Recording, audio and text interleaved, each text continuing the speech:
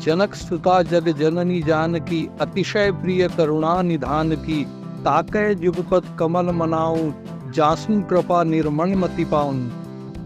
गुरु ग्रंथ और गोविंद की असीम अनुकंपा से दर्शन, विज्ञान और व्यवहार का आलंबन निसंदेह सर्व सिद्धिदायक सिद्ध होगा।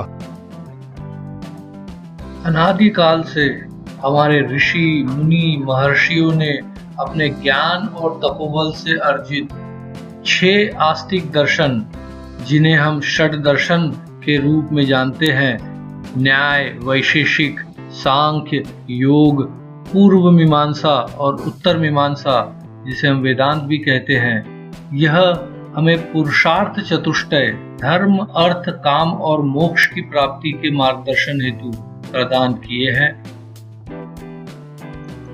प्रस्तुत ग्रंथ षड दर्शन उपरांत सप्तम दर्शन के स्थान प्राप्ति का प्रबलतम पात्र ग्रंथ है। गणित दर्शन ग्रंथ में पूर्व रचित स्वस्तिक गणित और अंकपदियम के दार्शनिक तथ्यों तथा अतिरिक्त तथ्यों का वर्णन समास शैली में किया गया है। तो आइए गणित दर्शन और उसके संबंधित ग्रंथों के माध्यम से जीवों का प्रयोजन का मार्गदर्शन प्राप्त करें, जो कि सतचित आनंद स्वरूप है, अमृतत्व, अखंड बोध और अक्षय सुख की प्राप्ति किस प्रकार इन ग्रंथों के माध्यम से हमें हो सकती है, इसका हम अवलोकन करें। गणित दर्शन ग्रंथ की रचना में सर्वप्रथम स्वस्तिक गणित, जो कि सन 2000 में मूल ग्रंथ गुरुदेव द्वारा रचित किया गया था, जिसका इंग्लिश अनुवाद 2016 में हुआ। उसके बाद अंकपदियम 2005 में जुलाई में इसका विमोचन हुआ, और अंत में गणित दर्शन जो 2005 में अंकपदियम के बाद प्रकाशित हुआ, इसका भी अंग्रेजी अनुवाद उपलब्ध है। स्वस्तिक गणित की रचना गणना की दृष्टि से 1 की प्रथम गणना की अनिवार्यता हेतु किया गया था, और अंकपदियम की रचना स्थान की दृष्टि से 0 की प्रथम गणना की अनिवार्यता के लिए किया गया था। इस प्रकार ये 2 ग्रंथ गणना की दृष्टि से 1 और स्थान की दृष्टि से 0 को प्रथम महत्व देने के उद्देश्य से किया गया है।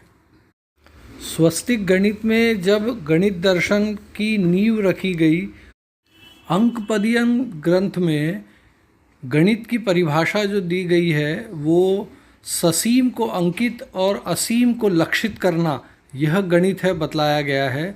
गणित व्यवहार प्रधान शास्त्र है। व्यवहार में सविशेष गणेय होता है और निर्विशेष अगणेय। सविशेष की गणना ही गणित है और निर्विशेष का चिंतन दर्शन है।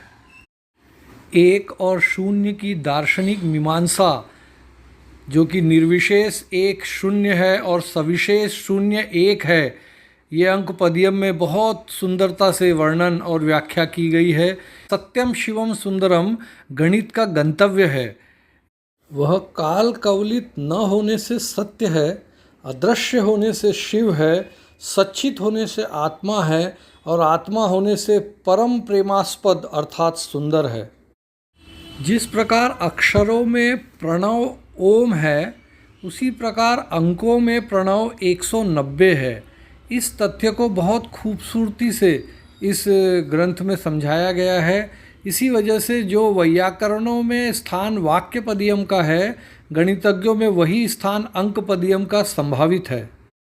अंकाम्नाय और अक्षराम्नाय में साम्य प्रक्रिया का जो विश्लेषण है, वो इस ग्रंथ का मूल अनुसंधान है। इसके बाद जो गणित दर्शन ग्रंथ आया, उसमें स्पष्ट तौर पे गणित को भोग और मोक्ष में हेतु सिद्ध किया गया है। जैसे कि भोग 1 2 3 4 स्थलों में 1 से असंख्य तक विराम रहित वृद्धि गणित की भोगप्रदता सिद्ध करती है, और 0 से 9 पर्यंत अंकों की क्रमिक आवृत्ति गणित की मोक्षप्रदता सिद्ध करती है।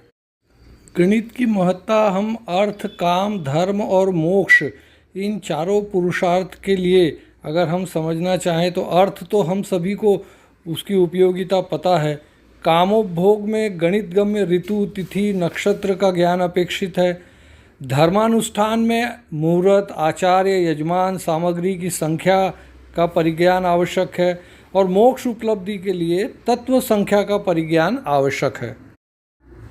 अंत में उपसंहार में गुरुदेव ने उपनिषद का जो वाक्य दिया है वो नवद्वारे पुरे देवी हंसी लीलायताम बहिः ध्येया सर्वस्य लोकस्य स्थावरस्य चरस्य च। अंकपुर देहगत नवद्वार तुल्य 2 से 10 तक सांख्य रूप छिद्र से युक्त है। इसमें स्थावर जंगम सर्व प्राणियों की ध्येया देहगत संविद रूपा हंसी तुल्य आत्मा के सदृश शून्य विहरण कर रहा है। आस्तिक गणित, अंकपदियम और गणित दर्शन के माध्यम से गणितज्ञों और दार्शनिकों का ध्यान गणित को दार्शनिक दृष्टिकोण से समझने की ओर केंद्रित किया गया है, किंतु दार्शनिकों की अभिरुचि गणित में नहीं है तथा गणितज्ञ दर्शन के जानकार नहीं है। ऐसी स्थिति में बुद्धिजीवी किस प्रकार इस अनुसंधान को अपने भोग और मोक्ष प्राप्ति में उपयोग कर पाएंगे, ये निश्चित ही समय सापेक्ष है। गणित सिर्फ अर्थ, काम और धर्म सिद्धि में ही नहीं बल्कि मोक्ष सिद्धि में भी उपयोगी है। इस तथ्य को गणित दर्शन नामक ग्रंथ में सिद्ध किया गया है। प्रस्तुत अनुसंधान को समझने के लिए पूज्य गुरुदेव ने जिन गुणों को, जिस पात्रता को प्राप्त करने की आवश्यकता है उनके विषय में भी स्पष्ट संकेत दिए हैं, जैसे कि व्याकरण और गणित का बोध अपेक्षित है, तंत्र आगम के रहस्य का परिज्ञान आवश्यक है, न्याय संस्कृत बुद्धि से सांख्य और वेदांत का रहस्यात्मक बोध अनिवार्य है। इसके अतिरिक्त श्री हरि गुरु करुणा के अमोघ प्रभाव से समाधि भाषा को समझने की शक्ति भी अपेक्षित है।